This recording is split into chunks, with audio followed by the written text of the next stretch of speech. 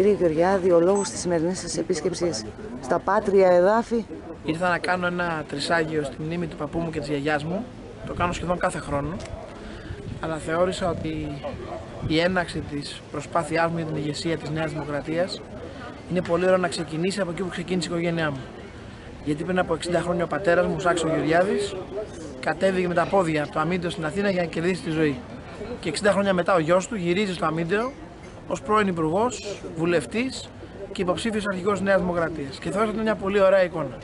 Δεν είναι η πρώτη φορά, κύριε Γεωργιάδη, που έχετε έρθει στο Αμίντεο, είστε συχνός. Όχι. Αλλήμον. Έρχομαι όποτε μπορώ στο Αμίντεο και για να θυμάμαι λίγο την οικογένειά μου και για να βλέπω αγαπημένους φίλους και συγγενείς. Άλλωστε, ένας πολύ ωραίος τόπος, έτσι. Φλόρινα γενικώς είναι πάρα πολύ ωραία. Έχετε ακόμα περιουσιαστικά στοιχεία στην περιοχή μας? Έχουν μείνει από την οικογένειά μου, κυρίως λίγα κομμάτια γης. Αλλά εδώ είναι και πάρα πολλοί συγγενείς μου ούτως ή άλλως και έτσι αισθάνομαι σαν στο σπίτι μου. Μπορούμε να πούμε δηλαδή ότι ο Άδωνης Γεωργιάδης είναι αμυντιώτης? Μα πάντα το με ρωτάνε, όχι τώρα. Σε όλες τις συνεντεύξεις που έχω δώσει στη ζωή μου, το με ρωτάνε από πού είσαι, λέμε Μακεδόνας στο Αμίντεο. Δεν έχω ποτέ κάτι άλλο. Πώς πάει ο προεκλογικός αγώνας? Κοιτάξτε, έχω ξεκινήσει πάρα πολύ δυνατά, είμαι πολύ ευχαριστημένος. Ο κόσμος μου δίνει τρομερή αγάπη. Φανταστείτε ότι μόνο μέσα από το Twitter έχω μαζέψει μέσα σε λιγότερο από μία εβδομάδα πάνω από 3.000 εθελοντές. Για να βρω εκλογικούς αντιπροσώπους, για να κάνουμε τα τηλέφωνα και όλα τα υπόλοιπα. Άμα συνεχίσω με αυτούς τους ρυθμούς, πιστεύω θα πάω πάρα πολύ καλά. Αλλά αυτά είναι θέμα που θα αποφασίσει ο λαός στην κάλπη. Πάμε σε εκλογές, ενωμένοι από ό,τι δείχνετε και οι 4 υποψήφοι, για το καλό του κόμματος. Δεν υπάρχει ούτε σκιά γι' αυτό. Όποιοι ακούτε να λένε ότι κινδυνεύει η ενότητα της Νέας Δημοκρατίας, δεν έχουν καταλάβει ότι ευτυχώς και οι 4 μεταξύ μας είμαστε πολύ αγαπημένοι. Δεν είμαστε αντίπαλοι. Νεοδημοκράτες είμαστε όλοι.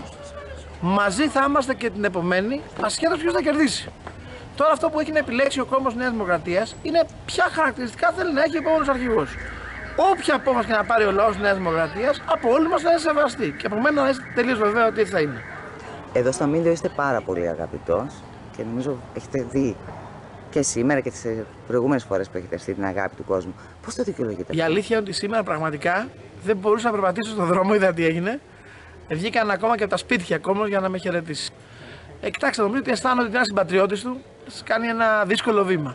Και θέλουν να είναι μαζί μου σε αυτή τη δύσκολη μάχη. Δεν λέω ότι είναι εύκολη, ούτε ότι δεν έχω αγωνία ή τίποτα άλλο. Και με συγκίνησαν πάρα πολύ γιατί είδατε τι έγινε. Δεν θέλω να το πω εγώ, όσοι ήταν μαζί μου το κατάλαβαν. Σήμερα σε κάποια δημοσιεύματα είδαμε στο κεντρικό τύπο ότι ισχυρίζονται κάποιοι ότι δεν θα φτάσετε μέχρι το τέλος τόσο δυναμικά όπως έχετε ξεκινήσει. Τι έχετε να απαντήσετε σε αυτά τα δημοσιεύματα? Δεν έχω μπει ποτέ στη ζωή μου σε εκλογική μάχη να αποχωρήσω και δεν έχω μπει ποτέ σε εκλογική μάχη να χάσω. Κατεβαίνω για να κερδίσω.